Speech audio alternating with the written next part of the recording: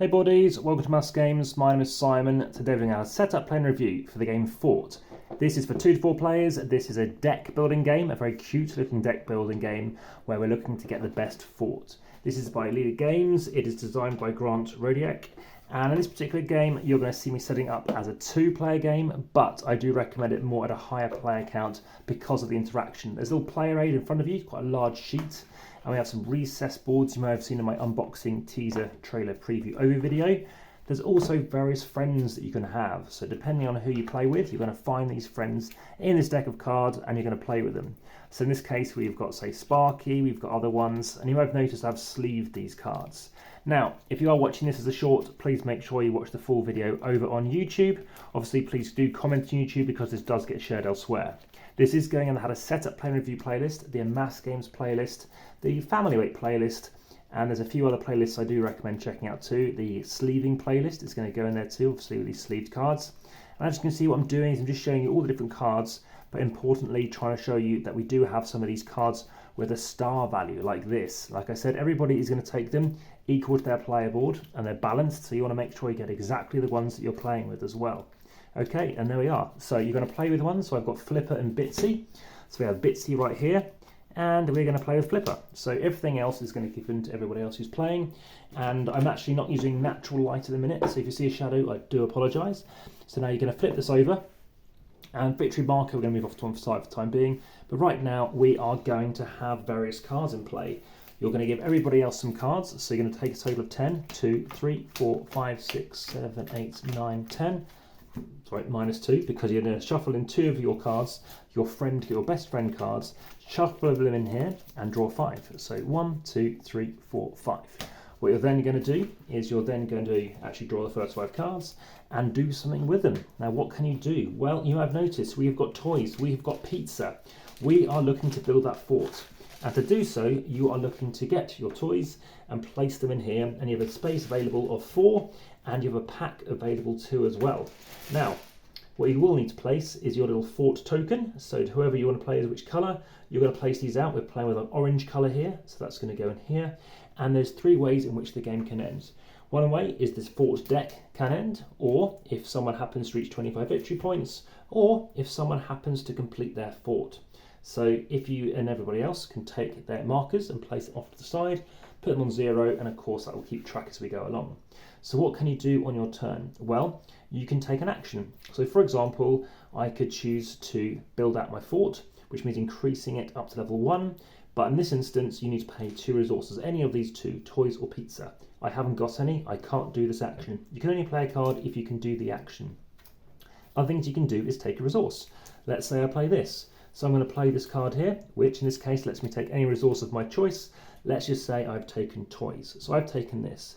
Now I can also take this action as well, which is taken from the discard pile, but in this case no one else has got one. So don't worry about that. Basically it means you can trash a card in a rival's yard. But it's the first turn, I'll talk about your yard in a moment. So I can't do this bottom action. You must do one of the actions completely. So if you can't take a resource because it's full, then you can't do it. You've got to do the other one. If you can't do that, you've got to play a different card. So you do one or both, so you can do that one or this one or that one. You can do this then that, or that then this, it's up to you. Some of the abilities allow you to play cards into your lookout, so with a tree symbol, it lets you go here, because sometimes you're going to get multipliers, but let's come back to that later. So what's going to happen now is you're firstly going to play 1 card. We have played 1 card, I don't know, to do whatever we did, whichever card that was. It was this card. The rest of the cards are now going to be available in a second. But before doing anything else, let me just load up the park as well. So we've got 3 park cards available, and what we can do is buy one of these cards. You basically buy them by taking them, there's no extra cost, but you're going to recruit one. So now let's say we take this one, which has got a couple of super soakers, and what we're going to do now is place this card and this card into our discard pile. And what we're also going to do is any other cards in our hand that happen to have one of our best friends, they go in the discard pile too. These 4 cards can be facing the other direction, they don't have to be facing the other direction, but they're available in our yard for anybody else to buy. So you can recruit from here, or you can recruit from here, and of course I could be recruiting from somebody else's pile. I can't recruit from my own yard, but I can recruit from somebody else's yard, which is why it's better with more players. So what you're then going to do is you've now discarded the cards. you're then going to drop 5 cards. Remember, I had 10 cards, I've played 5, I've now got the other 5 cards available. So now I'm going to look at them and prepare for my next turn. So what if somebody wants to follow? So do you remember I played this action here? So I play this action. Now this is personal to me, only I can do this, but this is a follow action. If somebody else or everybody else in turn order happens to have a crown, so if they happen to have a crown symbol, they don't, but if they did, they can discard a card with a crown symbol to then do this top action as well, which in this case would give them another resource. Why resources? Because resources allow you to get you more forts, and the last game I played, the person who happened to complete their fort happened to win the game. Okay, their total score is 49, now this gives you 23, so it shows you can get points elsewhere, but that's just something you can do. Let's talk about these multipliers. So over here, you can see something such as you can pay a card, so you can actually recruit a card. So you recruit a card, and then what you can do is then gain yourself a toy, obviously blue, and that is equal to the amount of super soakers you've got. So if you happen to have a super soaker in here, or maybe in your hand you've got something of wild to make this equal to, so you play out this card, so you can play that like this, which means you've got 3. So 3 times this, which means you can draw or basically recruit 3 cards. And then, that means then symbol, you can then take 3 toys. Again, you need toys to be able to get stuff up here. Some cards allow you to actually have multipliers on toys, or maybe of toys as well. So that's how that's going to work. And also the last thing you do is at the beginning of your turn is now, imagine it's back to my turn. So imagine these are facing me as opposed to facing away. Then the first thing you do is you clear this off. And then of course you've got your 5 cards to play with. So for example, my next turn, there's only one action, so I'll just be doing this one. I can choose to just gain the amount of resources of my choice equal to the amount of super soakers I've got as a multiplier. But maybe I want to play something different. Maybe I want to do something with books, which I can't do. Here we go, victory points based on items in your pack. So you can store excess resources here. Again, you do need to be taking action to do so. So just to show on this cheat sheet here, you can choose to add a copy of a rival's pack to your stuff. You can choose to add a copy of your pack to your stuff, etc. So there's like here, you can add stuff to your stuff, add toys to your stuff. So here's stuff and then stuff that goes into your pack. So if you're maxed out, then you might want to put stuff over here. And that's basically how the game goes. You're going to keep on playing until eventually someone has triggered 25, this reaches, or this deck ends as well. Now in a low player count like a 2, this deck will not end as in a 2-player game, but it's just something to be aware of. I do recommend sorting out your various little tokens. They fit very well in the box. It's a lovely artwork going on here. I don't think the theme really shines through, and others seem to agree with me who I've played this with. It's nice to look at, but it's not the kind of mechanisms. You've got glue as well, which I feel isn't very approachable. I think, you know, we've got skateboards, that's fine. But playing with glue, I think it's, I don't know, a bit, I think they could have gone with like a catapult or maybe something even less deadly than that.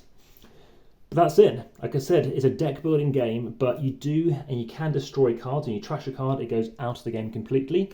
So here we go, there's a trashing ability here. What you probably want to be doing is focusing on the cards by saying, right, I want to give up on trashing spades and do something different. And that's something you might have to consider. Like I said, you're always going to have park cards available. And the last couple of things to say is if you happen to reach here at the end, then what you can do is, obviously we need to find who's starting as well, is you can get yourself the macaroni sculpture, which will give you 4 points at the end of the game. So that gives you that. And also the very first time you happen to reach here, where we've got some special cards going on. So as an example, we have got some made up rules. Now these are secret to yourself. And at the end of the game, you're going to reveal this and you're going to score points, in this case 8 points, if you have the most cards, and if you're tied, you're going to get 4 points. So that's something you can do there. So that's something to be aware of. And as you can see, there's another little trophy going on here. So if you happen to reach that space as well, then again, there's something else that you can get too. So we've also got some other cards to show you about that. So other kind of trophy things as well. So let me show you some of these examples. 3 of these are always available. They're known as perks. They go above the victory track, but just because it's a bit more nice to show you like this, you can have 3 perks, which again, only one of them are going to be available used in the game. So if you're playing as a 3, it's basically equal to the number of players plus 1. So the 2-player game, as I said, we're chucking out 3, otherwise we're chucking out more. So I can take one of these cards. So in the last game, I took DIY. On your turn, instead of playing a card, you may trash this card to basically increase your fort size, plus an additional resource to what the cost is. I would have won on my turn last game, or not necessarily won, but triggered the end, if I had done it. But it's instead of playing, obviously, you own a different card instead as well. I need to play a card to get the resources to do so. So instead, my opponent won, they happen to play recycling. Anytime on your turn, you may trash this card to add a card from their discard to your hand as well. So, very interesting. I like the notch, like I said, the recessed board, the fact that you can stock extra resources here, because sometimes you might max out. If you happen to take 2 resources, say they're both pizza, and someone follows you, which means they need to chuck in, you're going to name, let's say, glue, they need to chuck in a card with glue on it. And then what's going to happen is they're going to have to take 2 exactly the same things as you took. So if you took 2 pizza, they need to play, like say, a glue card, and then they again can take 2 pizza. If you took a pizza and a toy, then they have to take pizza and a toy. And that's basically the game. So as you can see, they need to chuck away one of these glue cards to then trigger the ability. And that's it. So my rating, above average.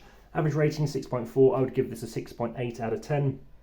Check out the podcast. I've talked about this a lot over numerous episodes. You can find that on Spotify, Google, Apple, and Overcast, amongst others. Also check out the various links in Linktree, time sensitive so they do disappear, for competitions. Support the channel via Patreon, head through to Instagram, 3,000 posts, including this, and last on Facebook to join discussion. But for now, back to the table.